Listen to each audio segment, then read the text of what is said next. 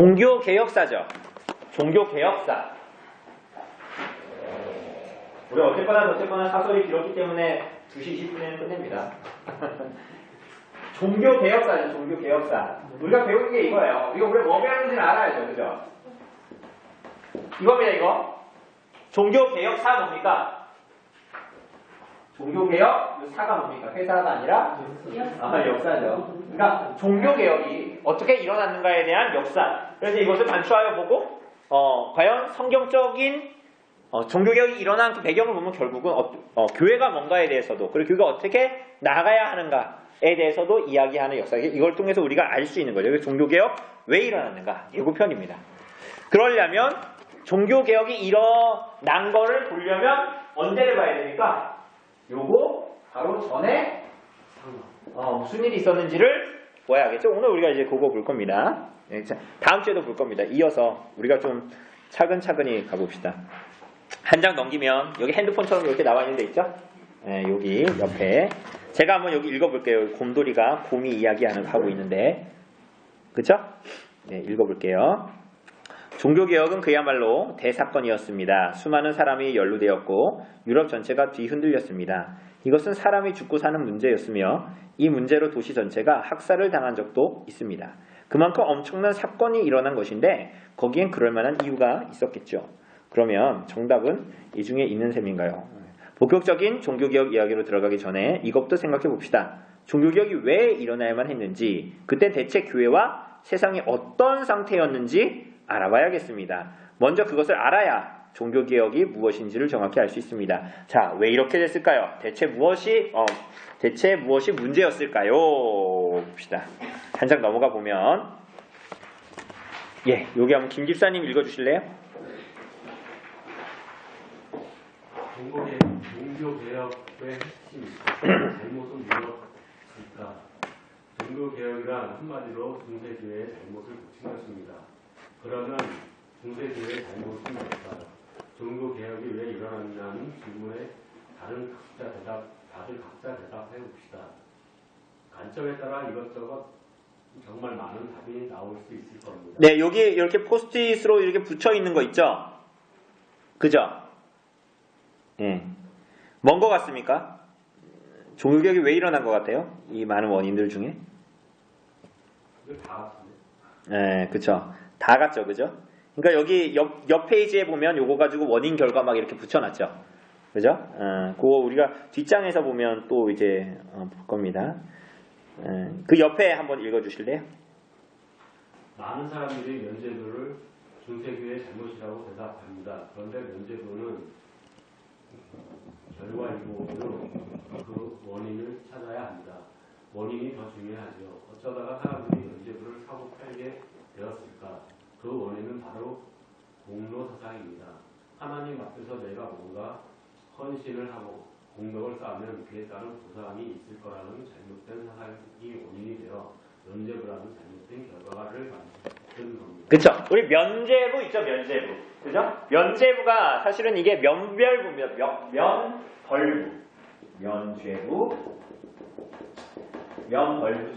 그죠? 근데 이게 결국은 이거 우리 전에 계속 얘기했듯이 이거 뭡니까? 내용이 뭐예요? 이거 왜 팔았? 이거 왜 산 거예요? 죄를 사하기 위해서. 네, 그 무슨 죄를 사요? 그러니까 제가 조집사님의 죄를 사하기 위해서 면죄부를 삽니까? 누구의 죄입니까 이거? 그러니까 면법을 사는 사람들이 왜 사요? 이거 무슨 교리와 관계 있습니까? 자꾸 이러시면 제가 여러분한테 면죄부 팝니다. 이거 사람들이 돈 주고 사죠? 티켓을. 근데 이거 무슨 죄, 이거 누구의, 어디에 있는 누구의 무슨 죄를 사야 된다는 거예요, 이거? 자신의 죄를 사야 돼요. 못한다 사건. 그죠? 이게 결국은 연옥이에요, 연옥. 연옥에 있는 우리 친척, 우리 부모, 우리의 조상, 뭐 이런 사람들의 죄를. 그래서 그랬잖아요. 태체지라는 그 신부가 그랬잖아요. 요거 여러분들이 문제부를 사는 순간 그 돈을 땅그랑 은하가 땡그랑 들어가는 순간, 그래서 당신이 면제부를 사는 순간 연옥에 있는 당신의 아버지와 당신의 어머니는 연옥의 고통에서 구원받을 것입니다. 천국으로 넘어갈 것입니다. 이렇게 얘기하는 거 아니에요. 그런데 이게 그래가지고 여기에 대해서 루터가 막 반박하잖아요. 그런데 이게 원인이 아니라 사실은 우리 이게 종교개혁의 원인으로 알고 있었는데 원인이 아니라 이게 뭐다? 결과다. 무슨 결과? 결국은 카톨릭의 신학, 그들이 가지고 있었던 어떤 신학의 문제, 그리고 여러 가지 이것으로 말미암아 관계되어 있는, 우리가 이거 보겠지만 원인과 결과로 막 얽혀져 있는 그러한 것들의 결과물이었다라는 것을 말하고 있는 것입니다. 그러니까 여기 나와 있잖아요.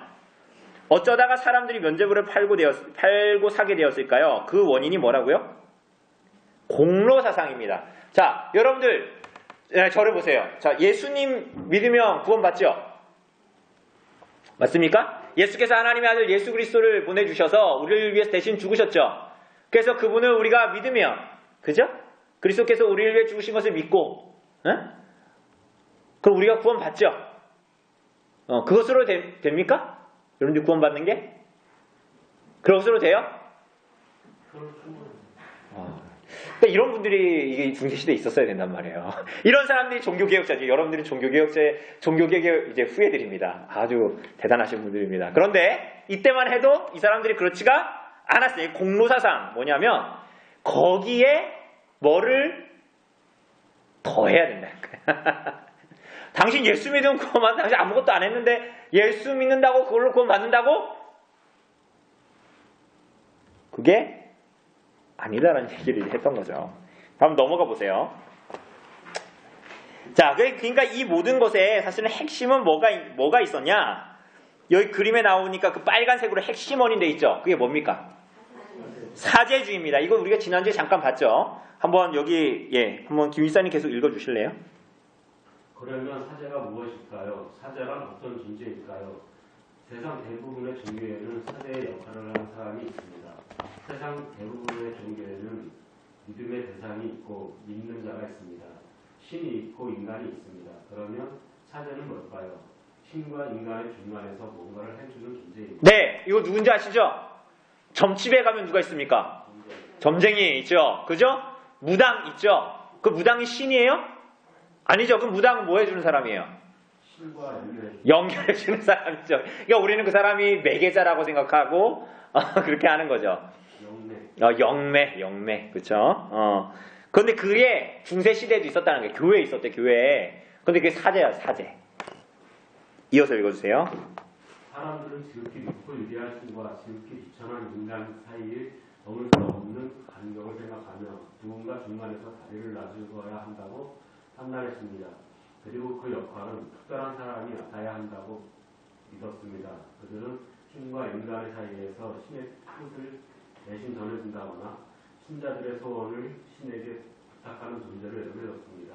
특히 제사를 통해 신자들의 죄를 신께 대신 빌어주는 일을 했습니다. 그리고 그 일이 직업이 됩니다. 그들이 바로 사제입니다. 종교마다 명칭은 다양합니다. 승려라고 부르기도 합니다.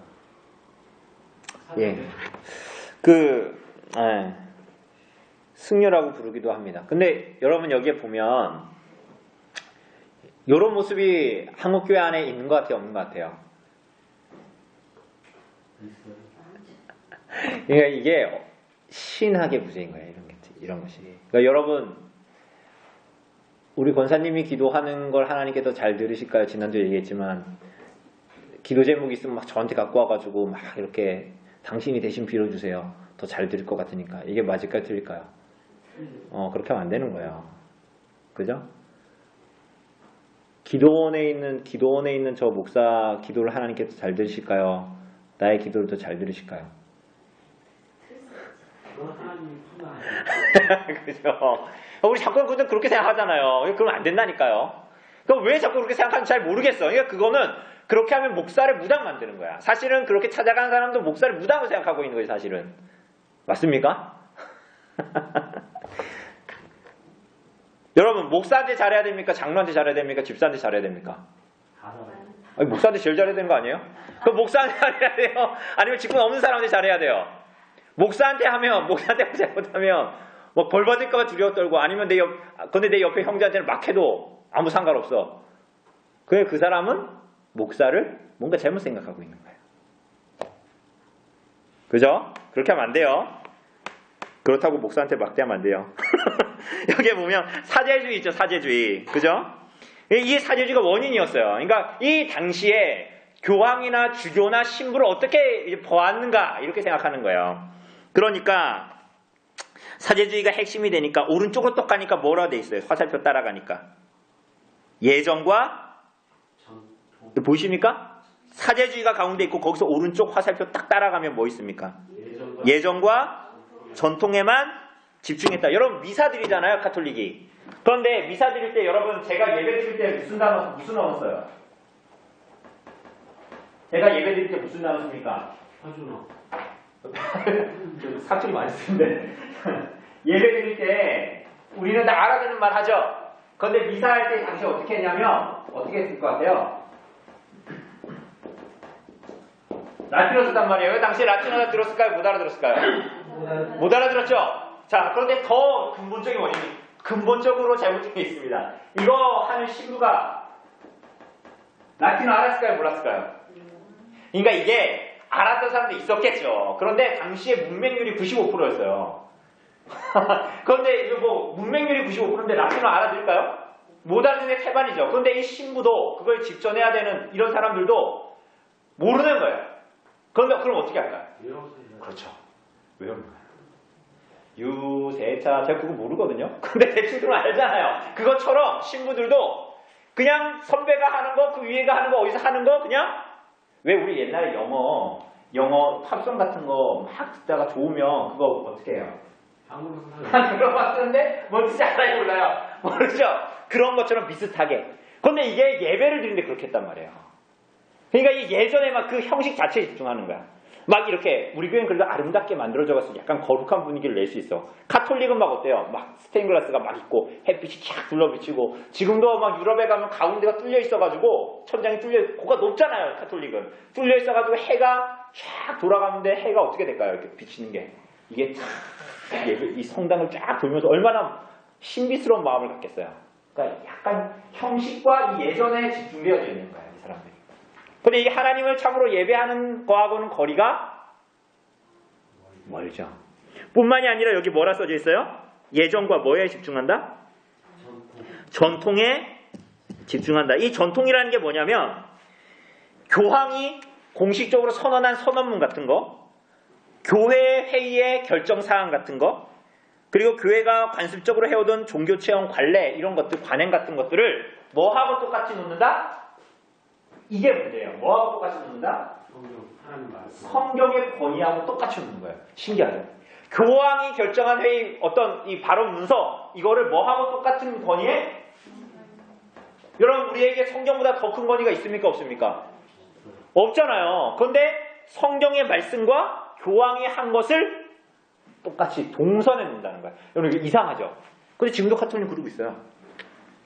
그러니까 지금도 이 사람들은 전통과 예전에만 집착하는 거야. 자꾸만 그렇게 되니까 어떻게 될까요? 성경대로 하면 이게 맞고 틀린 걸 알까요? 모를까요? 사람들이. 아니 성경을 잘 가르쳐주고 하면. 다 알지. 그러니까 어떻게 돼요? 당연히 성경 그 위에 화살표가 또 가잖아요. 뭐라고요? 성경 교육을 여러분 성경 읽지 마세요. 저 예수님 그림 그려놓을 테니까 저기 가서 기도하세요. 뭐 이런 거예요. 마리아상 해놓을 테니까 저기다 놓고 기도하세요. 여러분 예수님께 기도하지 말고 예수님의 어머니 마리아에게 기도해야 됩니다. 그래 예수님 우리 봐줍니다. 이거 성경 읽으면은 택도 없는 얘기죠. 그죠? 그런데 무지한 이 몽매한 문맹률 95% 이 무지한 몽매한 이 사람들이 뭘 알아듣겠냐. 그림이나 보고 기도해라. 그러니까 어떻게 되겠어요? 당연히 신학이 실종되겠죠. 아까 뭐 연옥 뭐 이런 거. 그러니까 어떻게 됩니까? 이게 당연히 신학이 없으니까 뭘로 가는 거예요? 공로사상 아까 얘기했잖아요. 구원이 하나님의 은혜만으로는 된다 안 된다? 안 된다. 인간의 행위가 중시되고. 그러니까 뭐예요? 공로가 풍성한 누구? 성자한테, 이거 예수님 말고 성인이 된 사람한테 그 성인의 뭐 그런 것들에 대해서 헌금도 많이 하고 비는 거예요. 그러면 이 사람이 아주 많아. 그러니까 통장에 돈이 많아. 잉여된 게 많아. 그래서 잉여된 공로를 이걸 위해서 비는 조성용이라는 사람한테 어떻게 한다? 준다. 네가 더 잘할수록 더 많이 줄게. 왜? 나는 성인이기 때문에 잉여된 공로가 많거든. 내 통장에 돈이 많아. 이런 거예요. 그런데 이게 다 어디에서 온 거예요? 신학의 부재. 아까 얘기했듯이 면벌부 이런 것도 다 신학의 부재. 그러니까 어떻게 돼요? 화살표가 어디로 갑니까? 공로사상에서. 행위 구원사상으로 가죠. 그죠? 여러분 그러니까 카톨릭 사람들이 선행 많이 하죠. 드러내놓고 많이 해. 드러내놓고. 왜 드러내놓고 해야 될까요? 이게 바로 여기에 행위 구원사상이 들어가 있는 거예요.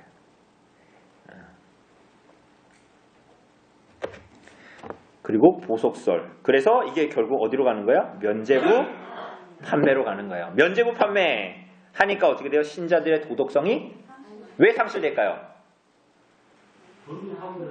그렇지. 돈 사면 되니까 내가 그냥 막 사는 거야. 10개면 엿장한테 줘버려. 그런 거야. 그 10개면 왜 지키고 살아? 그 어차피 돈으로 다 하면 내 면벌부 살 수 있는데.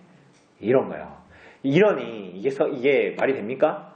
교회는 있는데 신자라고 들어왔는데 이 사람들은 다 교회가 아닌 거지 사실은. 왜? 이 사람들은 참된 믿음이 없는 사람들이에요. 그냥 교회 자리만 차지하고 있지. 반대로 원인 사제주의에서 반대로 가봅시다. 어떻게 돼요? 성직이 어떻게 된다고요? 계급화 당연하죠. 그죠? 사제들이 막 그런 무당들이 다 모여있잖아요. 그 중매자들이. 그러니까 이 사람들이 다 성직이 이제 계급화가 되고, 그러니까 이 사람들은 성직이 계급화가 되면 어떻게 될까요? 성직이 계급화가 되면 그 다음에 뭐라고 되어 있습니까? 돈 받는 게 틀리죠. 네? 돈 받는 게 틀리죠. 그렇죠. 성의자 부의 축적. 그래가지고 여기 있는 사람들은 자꾸만 어떻게 하려고 그래요? 높은자는 어떻게 올라가 주세요? 자고 해야지 이 사람. 위서 어떻게 잡아요? 뭘 줘야 그렇죠. 그러니까 이렇게 올라가는. 그러니까 여러분 이게 참 세상에서나 통한 얘기를 지금 교회 안에서 지금 우리 웃으면서 하고 있지만 말도 안 돼서 웃으면서 하고 있는 거죠. 그러니까 제가 여기에 있다가 난 좀 이제 좀 넓은 데로 가고 싶어. 난 경기도에 있는 경기도 교회를 가고 싶어. 그럼 어떻게 하는 거예요? 돈을 넣고 싸바싸바 해가지고 거기로 이렇게 탁 되게 하는 거야. 그래가지고 성직자 부에 축적하니까 당연히 화살표가 두 개로 가죠. 하나는 바로 위로 가면 뭡니까? 성직매매. 그러니까 이 사람들이 여러분 잘 보세요. 제가 여기 딱 있어. 여기 있는데 우리 교회가 엄별리 교회야. 엄별리 하지 맙시다. 어디 마음에 드는데 어디 없어요? 나쁜데. 여의도 교회라고 합시다. 작은 교회. 그런데 제가 여기 딱 있어. 근데 손이 너무 작아. 그러니까 나는 돈을 더 벌고 싶어. 그럼 어떻게 해야 될까요? 옆에 있는? 아니, 큰 게 말고. 그 한계가 있잖아요, 그것도. 그러니까 어떻게 해야 될까요? 여기 이 교회도 하고, 이 교회도 하고, 이 교회도 하면, 여기서 돈을 다 받으면 어떻게 돼요? 돈이 많아지죠. 이게 겸임제도를 만들었어. 가톨릭이. 야, 머리 좋죠? 그러니까 막 사방에 막 이렇게 가서 막 이렇게 하는 거예요. 그런데 여러분 잘 보세요. 그런데 그러면은 이 사람들이 사람이 하나님이 아닌 이상 편지할 수 없으니까 여기도 있고 여기도 있고 여기도 있을 수 있어요? 없죠? 한 군데만 있어야 되잖아요. 그럼 여기에 비죠? 그래서 제도적으로 부재 직임제도 같은 걸 만들어서 제도적으로 이 사람들이 부를 축적할 수 있도록 카톨릭이 제도적으로 만들어준 거예요. 막 반대로 가니까 성직자 부의 축적, 반대로 가니까 뭐가 있습니까? 정치 권력과 당연히 유착하기도 돈하고 관계가 있으니까 세상하고 당연히 더러운 얘기죠. 정치 경제가 정치 경제도 아니지. 정경 유착도 문제인데 이건 뭐예요? 정치와 종교가 유착합니다.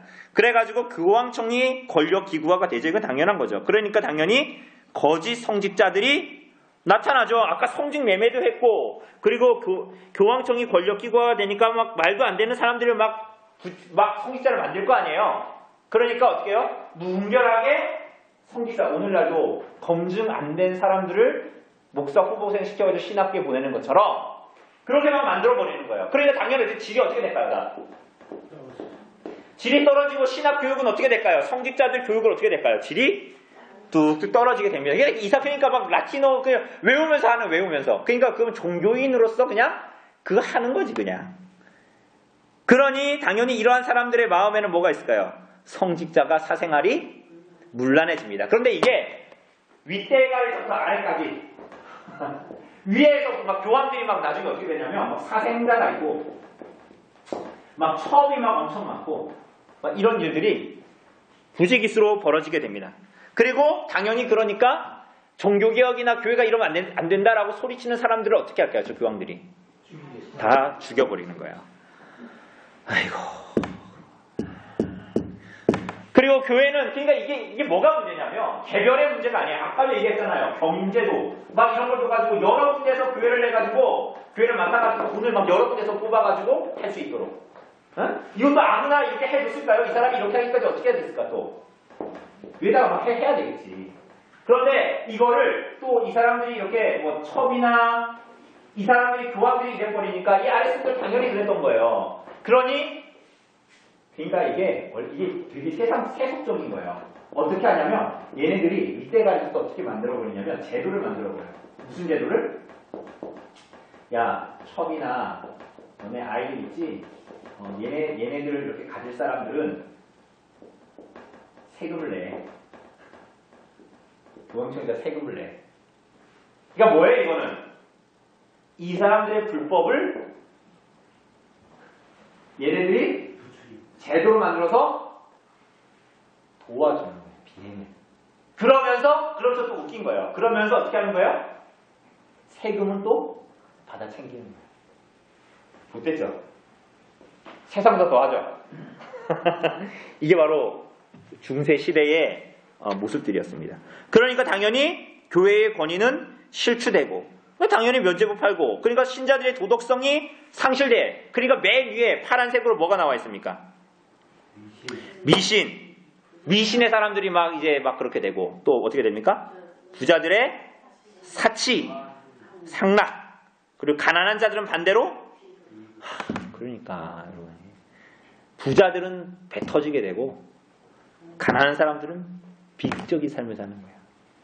그 마녀 사냥하고 미신이라고 했죠. 미신 여러 가지 미신이 있어요. 그런데 뭐가 되냐면 이 미사할 때 이렇게 이 떡을 이렇게 딱 들거든요.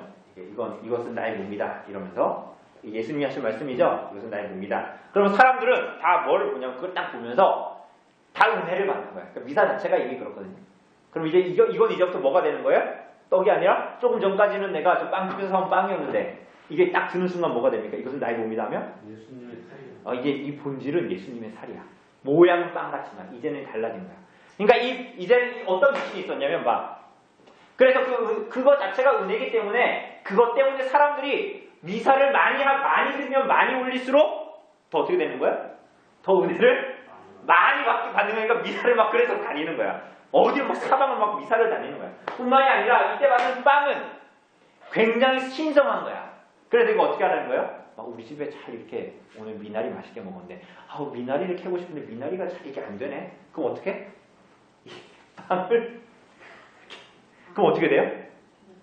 그럼 이게 거룩한 그리스도의 몸이기 때문에 이 밭이 막 풍성하게 자라는 이런 미신. 웃잖아요. 근데 이게 만약에 이 신학의 부재. 이 사람은 진지했다니까요. 이 사람은 진지했어요. 근데 왜 이런 비극이 오냐? 우리가 나중에 보겠지만 성경 안 읽으면 그렇게 돼요. 성경 모르면 그렇게 된다고요. 그러니까 이 사람들이 이런 짓 하면서 성경 못 읽게 하는 거예요. 여러분 교회 변질의 역사가 많이 있었지만 우리가 지금 카톨릭의 역사를 보는 거잖아요. 천주교의 역사를. 그러니까 우리 교회의 원래 역사를 타락하기 시작하면서 중세시대에 330년에 뭐가 나타나냐면 교회에서 결정을 합니다. 죽은 자를 위한 기도. 벌써 이게 성경의 교훈에서 벗어나죠. 우리 죽은 자를 위해서 기도합니까? 죽은 자를 위해서 기도해요? 카톨릭은 기도해요. 제가 장례식 얘기했잖아요. 저희 큰어머니. 그런데 우리 안 하죠? 그런데 이거 카톨릭은 이미 말했어요. 375년에 성인 숭배 그리고 마리아상 같은 거 사용해라. 이게 교회적으로 결정했어요. 아까 뭐라 그랬어요? 이 사람들은 성경하고 뭐를?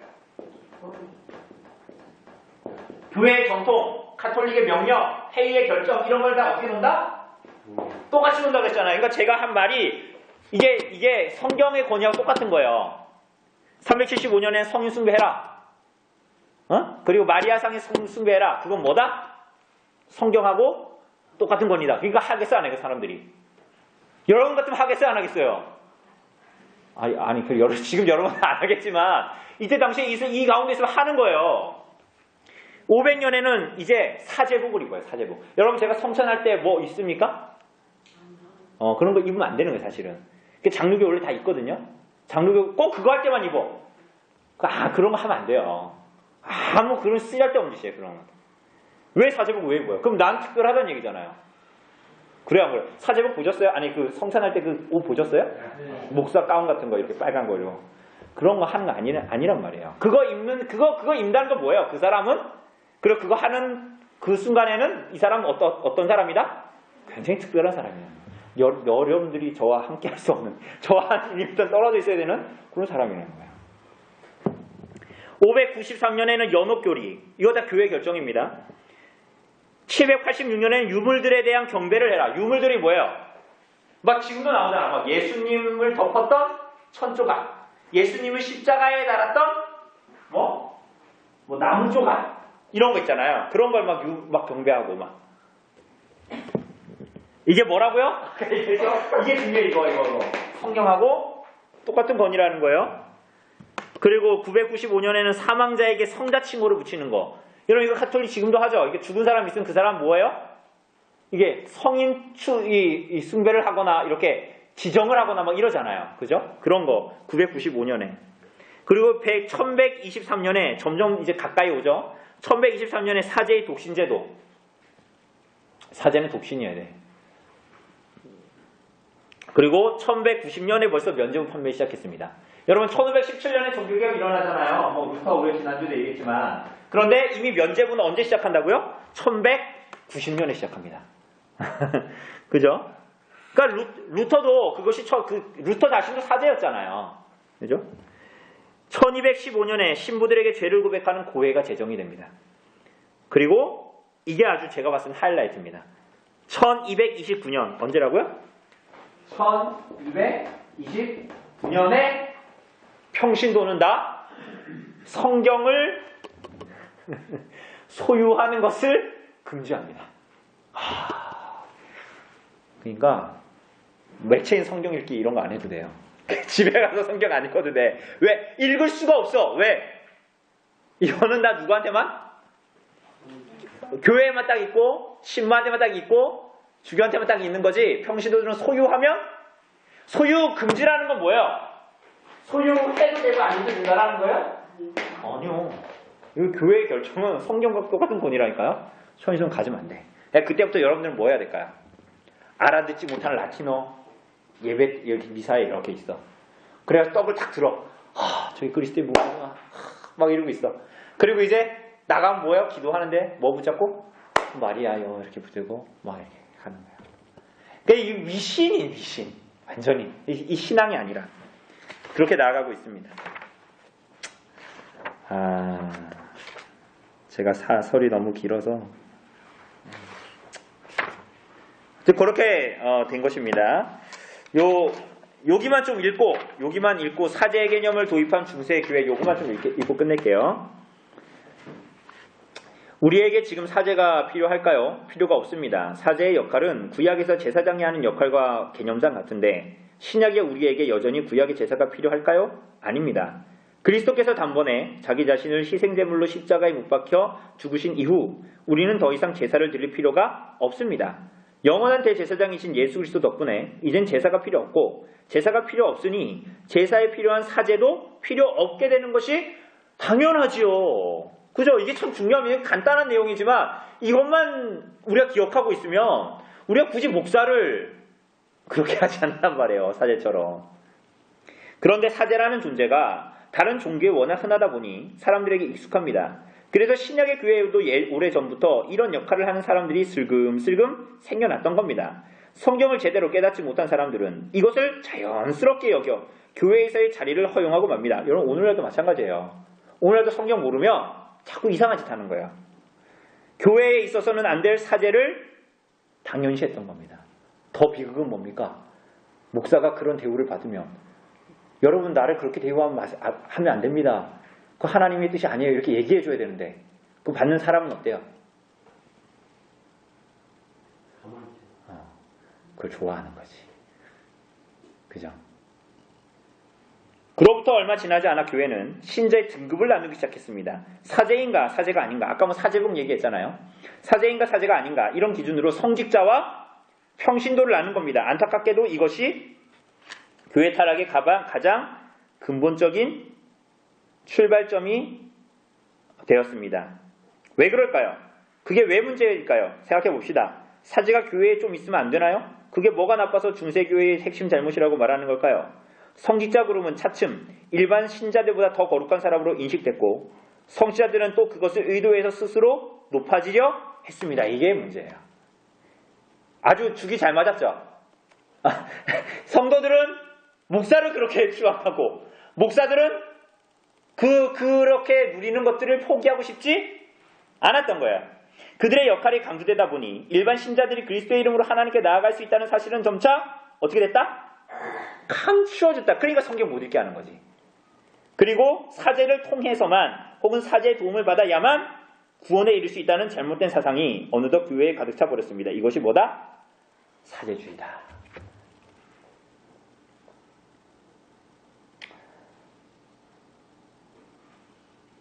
이게 바로 중세교회의 문제였습니다. 그런데 성경을 안 읽고 성경의 신앙에서 멀어질수록 현대의 교회에도 이런 일들은 아주 편만하게 일어나게 됩니다.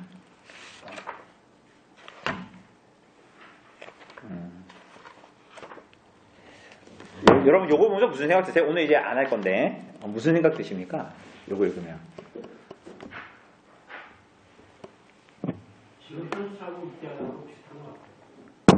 그죠? 이때도 자각의 얘기가 있었어요. 심지어 교황 중에 이런 사람이 있었어요. 지금 이 종교개혁자들이 이렇게 일어나는 이유가 우리의 타락 때문이다라고 얘기한 교황도 있었어요. 훌륭히 그런 것이 있었어요, 막. 그런데 그것을 벗어나기에는 너무 때가 늦어버렸던 거예요.